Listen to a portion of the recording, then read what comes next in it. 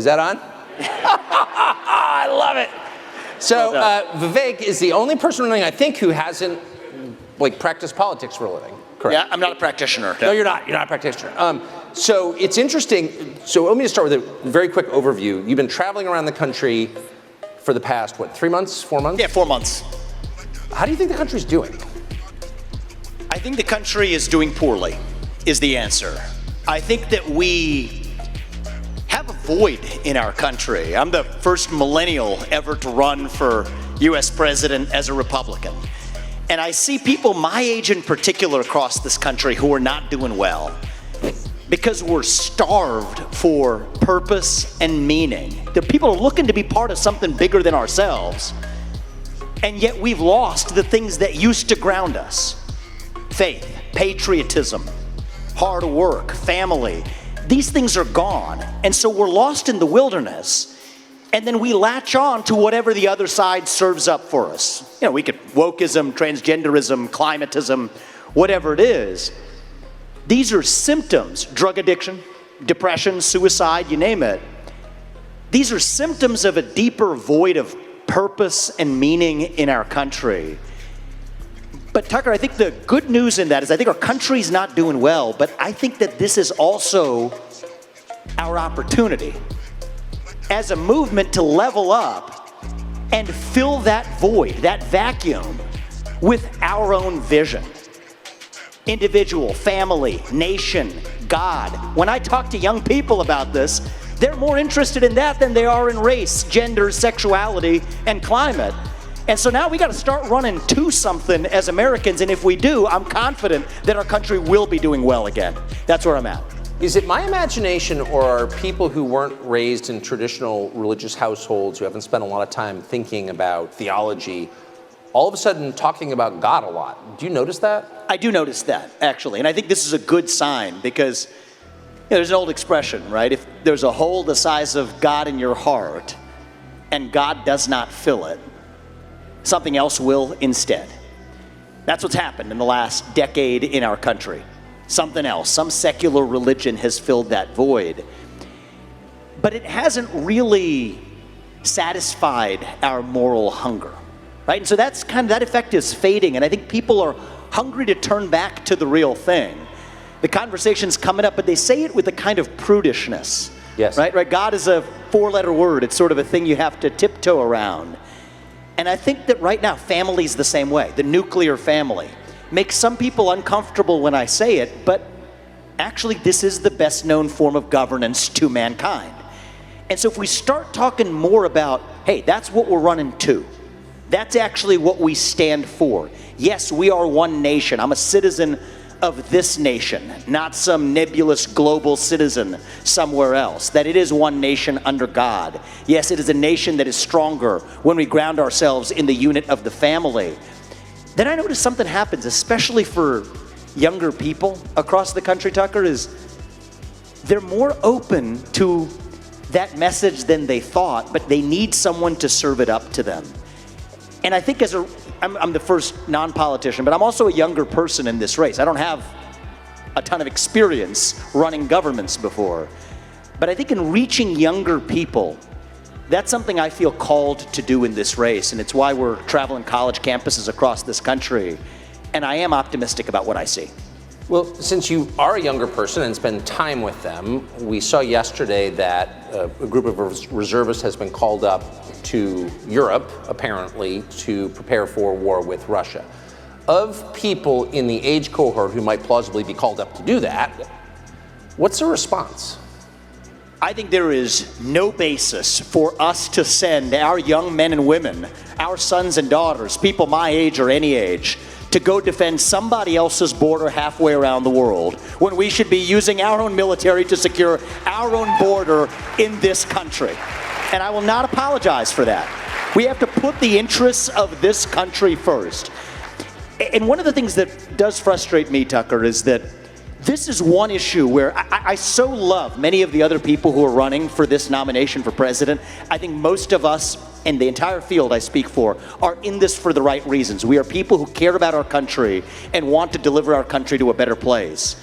But on this issue, nearly our entire field is indistinguishable in practice from where Biden is on this, which is in an undefined, ill-defined way pouring more money into a war that I think is destined to become Vietnam or Iraq all over again. And if you don't learn from the lessons of the past, you're going to be making the same mistakes on an even larger scale going forward. We have to end this war. We can end this war and start prioritizing the interests of actual U.S. citizens here at home. So I think, judging by the response you just got, I think a chunk of, I don't know what percentage, but a lot of Republican primary voters agree with you. Not all, but a lot. I don't think any Republican donors agree with you.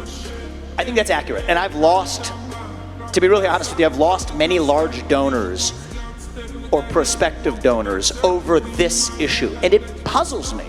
Because I think the tempting thing to say is to have some conspiratorial explanation that they have money at stake in government contractors, Raytheon, or whatever. I don't think that's true, actually. I think there's something else going on in the psychology of an establishment in both the Republican Party and the Democrat Party that is reluctant to the idea that we somehow can't be the ones fighting the war that's the popular war of the day, the politically correct war. I think there's no such thing as a politically correct war. And so what I ask is, how are we actually going to end this conflict in a way that advances U.S. interests? And the thing that puzzles me, Tucker, is nobody in either party is talking about this right now. The Russia-China alliance is the single greatest threat that the U.S. actually faces today. And we are pushing Russia closer into China's arms by actually continuing to arm Ukraine. So what I've said is that I would negotiate a deal that ends the Ukraine war, frees the current lines of control. Yes, that means giving part of the Donbas region to Russia. I would make a hard commitment that NATO never admits Ukraine to NATO.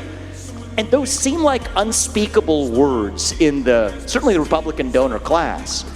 But we get something greater in return, which is that Putin, in that case, would have to exit his military partnership with China and remove nuclear weapons from Kaliningrad, which border Poland, and get the Russian military out of Cuba and Venezuela and the West. And this is a deal that Putin should do because he ends up winning. He gets things that he doesn't have today. But it secures American interests, too. And I do think in a weird way, it does take an outsider to get that job done. Because if you want someone to fix a problem, you don't turn over the keys to somebody who actually broke the thing in the first place. If you want to fix it, maybe have somebody who didn't break it in the first place, and that's part of why I'm in this race as an outsider. Okay, well, since you're getting radical now, let's go through a list of all the other things you're not allowed to say. So you've just said, you're not attacking anybody, but this doesn't seem to be helping us. In fact, it seems to be creating an alliance that we can't beat, and really, it's pretty scary. So let's just go through the list. Another thing you can't say is that maybe January 6th, while appalling on one level, maybe it was not an insurrection. So let me talk about, I haven't talked about this much in the campaign. I'll be very honest with you. You want to know what caused January 6th? There's such a temptation to say that there's one man whose name is unspeakable. We can't. No, first of all, it's QAnon. It's QAnon. It's QAnon. You want to know what caused January 6th? Is pervasive censorship in this country in the lead up to January 6th. You tell people in this country they cannot speak, that is when they scream. You tell people they cannot scream, that is when they tear things down. And so the reality is, we were told that you could not question where the virus came from when we all knew it came from a lab in Wuhan, which now they admit. We were told that you could not send a private message to someone on the eve of an election that Hunter Biden's laptop story was actually a true story worth considering before an election. You were systematically suppressed. So think about this. You told you had to be locked down, had to take a vaccine that was mandated and forced down your throat, stay locked down in your home while Antifa and BLM roam and burn the streets of this country. So that's the lead up of one full year of telling people you have to shut up, sit down, and do as you're told. And then you tell them, okay, there's an election where you didn't get the information that you needed, such as the Hunter Biden laptop story being real and suppressed. That's what caused January 6th, is a cycle of censorship in this country. And until we look ourselves in the mirror and admit truth on that, we will not move forward as a country. And I think that's the real cause. And I'm sorry to say this, Tucker, but I think until we reckon with that reality, I worry that that is the beginning of, it's a friendly parley compared to what's to come, unless we step up and speak truth, restore integrity, and actually lead us to who we are as a people, rather than sweeping the truth under the rug. How can you, just as a philosophical question, a lot of the people who are pushing censorship, in fact, I would say almost all of them in both parties, particularly the Democratic Party, claim they're doing so in order to protect democracy. But how can you have a democracy with censorship? So you want to know the best measure of the health of a democracy? We're a constitutional republic, but I'll use lowercase d democracy as a fill-in, right? Couldn't resist. People always applaud at that. I love that. It's just the truth, though, right? No, it is true. Republic. But the civics majors love it. Yeah, that's great. But the best measure of the health of our American democracy, our constitutional republic, is the percentage of people who feel free to say what they actually think in public. That's the metric. It's not the number of ballots cast every November. That's just going through the motions. It is not some other metric of what the media says on a given day. It is the percentage of people who will say in public what they're willing to say behind closed doors. There's no doubt we're doing poorly. The culture is censorious enough. Now, if you say the government on top of that is using social media companies to do through the back door what government could not censor through the front door under the Constitution, that creates the real threat to lowercase d democracy. My litmus test is, if Vladimir Putin was doing it and we would call it a threat to democracy, it's a threat to democracy when we do it on this side of the Atlantic as well. Okay, that's a good way of not pointing the finger at somebody else, but looking ourselves in the mirror and asking ourselves who we really are. And this is personal for me. I'm a Republican candidate for U.S. president. It feels still new to say that. Not a politician by nature, but I bring that fact up, now as of very recently, certainly polling reasonably well in the recent polls. And I bring that up because against that backdrop, Microsoft owned LinkedIn, censored my social media account. They locked my account, said I can't get in to make statements that are factually grounded statements about climate change, about Biden's relationship with China, about the ESG movement's perpetuation of a climate cult in this country, all grounded in fact, saying that it violates their policies for hate speech, misinformation. And I'm not making this one up, they said violence in the email. And so in my case, look, I was able to publicize that. They were then claimed it was an error, restored the account, typical operating procedure.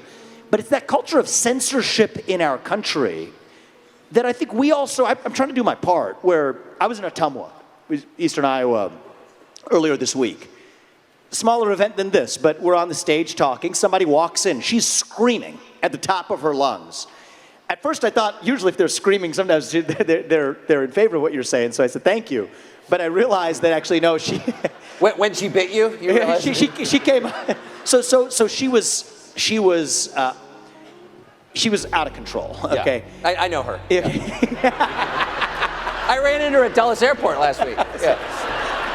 We've all seen a version of her, but the truth is, so security was escorting her out, and it felt wrong to me, right? Because she came here to make a point. She was totally wild in the way she was making it, but I'm watching her walk out the door. She's at the back of the room now, and I said, this doesn't feel right. Right, because as I said earlier, you tell people they can't speak, that's when they scream. You tell people they can't scream, and she was screaming. That's when they're going to go tear something down. So I said, no, bring her back. We gave her the mic. I said, I promised, you ask your question, but I promise I get to answer it in return. She agrees to that. It turns out she's a pro-choice advocate, a my body, my choice person. I was going to the state legislature on Tuesday morning. I think she must have known that. Came to this event to protest my being there. But I give her the mic. She's just talking for, 3, 4, 5 minutes. But by the end of it, it actually turns out, the story comes out that she's a single mother who did bring her daughter into the world. And the things she was saying were things like, my daughter is successful. I don't want you to look down on me. And I thought it was beautiful that the more she started talking, the more she started making our very point of why we believe in protecting life. And so I said, disagreements aside, you are a mother. We celebrate that. The audience applauded. It's why I love Iowans. Wow. She broke down in tears and left. And so I'm I'm moved by what is possible in our country. Our country is broken. We are spiritually broken. We have a spiritual void in this country. It is our job to step up and fill that void by practicing what we preach as conservatives. And so I'm hoping we're doing that. I love doing that in Iowa. It's been something that's really lifted me up in a way that was never an experience I had as a CEO or in business. I've never had these experiences as we've had in the last few months. And honestly, as broken as our country is, it leaves me optimistic about where we're headed. And you can listen to people. It's okay. Yeah, it's okay. It's not going to hurt so you. What? Okay, so it's so interesting. So you, and I think the intro of you described some of it, but you're coming from a completely different world. It's not like you were mayor, state legislator. You're coming from business and technology and biotech. So what have you learned? How have your views changed since you immersed yourself in crowds of voters and started listening to people? Yeah, so I think my views have changed in part by my belief that we're not as divided as they make it out to be, right? Because many CEOs in this country are frightened, right, of speaking their mind openly. It actually stops, many of them will say, well, stops them from being donors to me, to maybe other causes. They're deathly scared because they believe that we're a nation at our breaking point. And in some ways, we are, because we let it get there. But one of the things I've been convinced of, I've changed my mind on, is that I don't think we're nearly as divided as we're taught to believe. Right? I went to the south side of Chicago. It's one of the places it's not really where the political advisors would tell you to go if you're in a Republican primary. I went to Kensington and downtown in the inner city of Pennsylvania, in Philadelphia. And I'll tell you, the people in those rooms, especially on the south side of Chicago, where they're converting South Shore High School into an encampment for migrants who they're spending $7,000 per person per month on.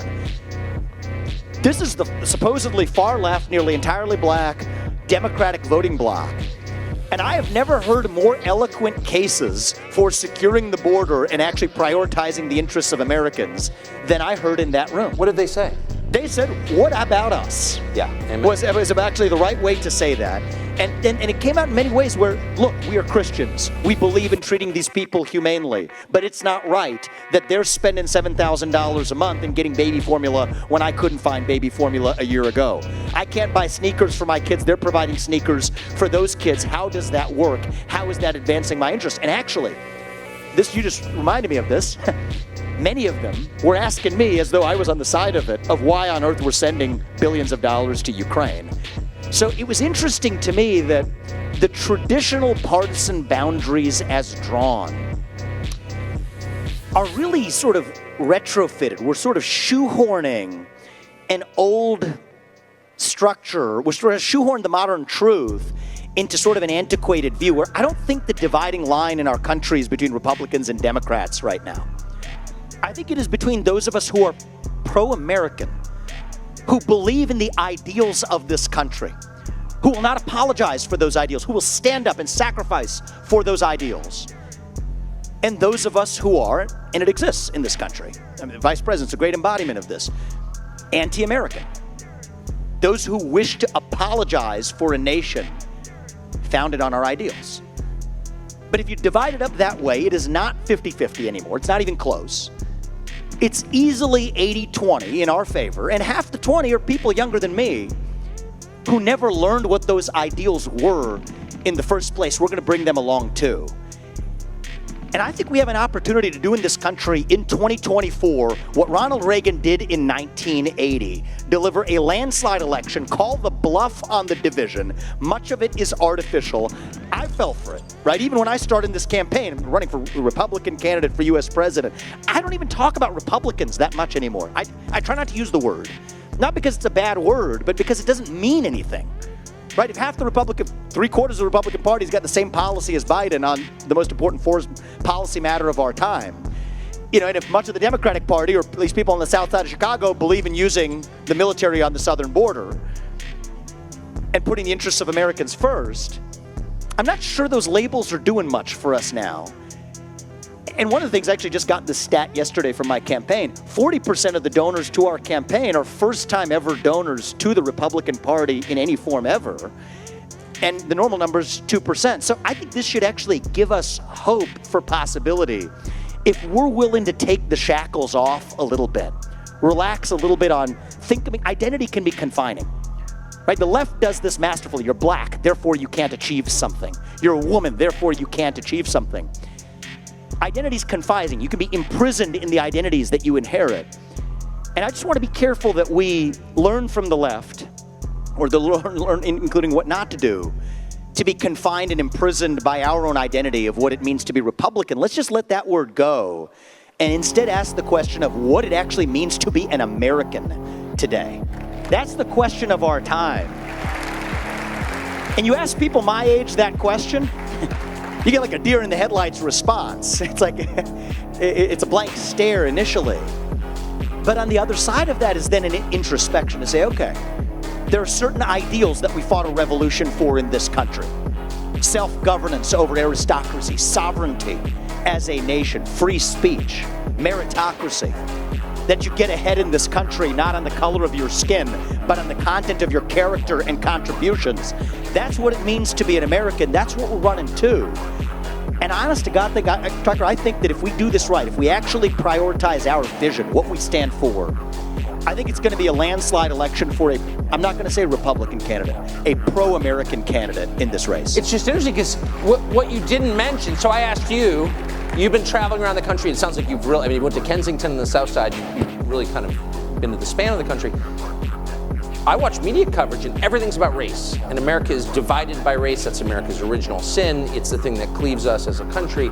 You didn't mention that. So why do they keep telling me that? They blow what I call woke smoke to deflect accountability for their own failure, actually. So what do you think affirmative action has done for black people in this country? Nothing. What do you think? It's been negative. It's created racism that otherwise would not have existed. I've seen it. I've hired black executives at companies I have founded on merit. I could care less for the skin color. And then behind closed doors, people say, well, that person got their job because of race, because they're jealous because they weren't good enough to get the job. But that is sad. It's unfair to everyone involved. They'll blow woke smoke. They'll say math is racist. When in fact, what might be wrong is not teaching kids in the inner city for a year under COVID lockdowns how to do math. And then they're using this to cover up for that failure. I personally think that's actually what's going on in the U.S. military, too. Right? People wonder about where's this wokeness in the military coming from. I mean, our military has been disastrous in defining its purpose, how we're actually using the resources of a military to fight wars that we haven't actually shown great value from in the last 25 years. So let's just talk about systemic racism and white rage instead. It's a deflection mechanism. Companies do it, the military does it, schools do it, teachers' unions do it. It's irrelevant, and in fact, what would they ever do without those poor black kids who they could hold out as the sacrificial lambs for their own failures? What we actually need to do is to level up and say, no. Regardless of the color of your skin, how are we going to be a country that ensures opportunity, black, white, man, woman, doesn't matter? My parents came to this country with almost no money. I've gone on to found multi-billion-dollar companies. And then people tell me, oh, that's because you had privilege. They tell me white privilege. It's sort of weird. It's sort of an interesting. It's kind of interesting. Do you tell them? I said, take the blindfold off, and now you have your answer. But the interesting answer is, actually what I do tell them, Tucker, is that I did have privilege. I didn't grow up in money, but I had two parents in the house, a mother and a father, with a focus on education and a faith in God. And you know what? That is the ultimate privilege. That if I'm going to enjoy that, every kid in this country ought to enjoy it too. Do you think, I just have to ask you this, because you're not a political professional, do you think Biden's going to be the nominee?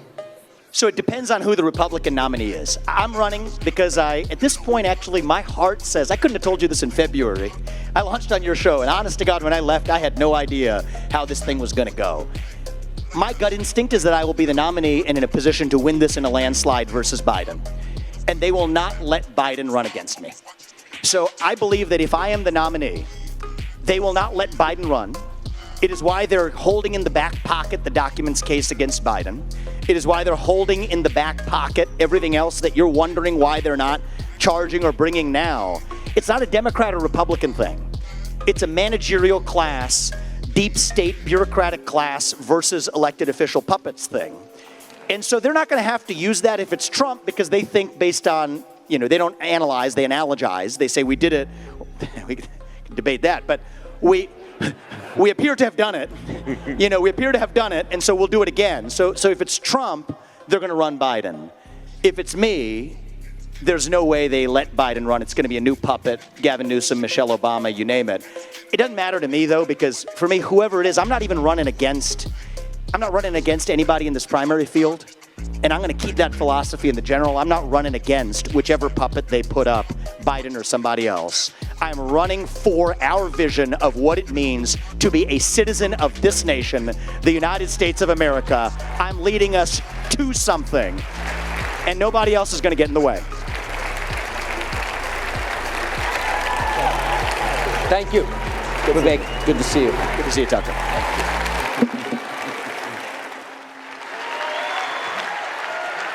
There you have it, Vivek Ramaswamy in an impressive performance. An impressive performance, I think, from Vivek Ramaswamy.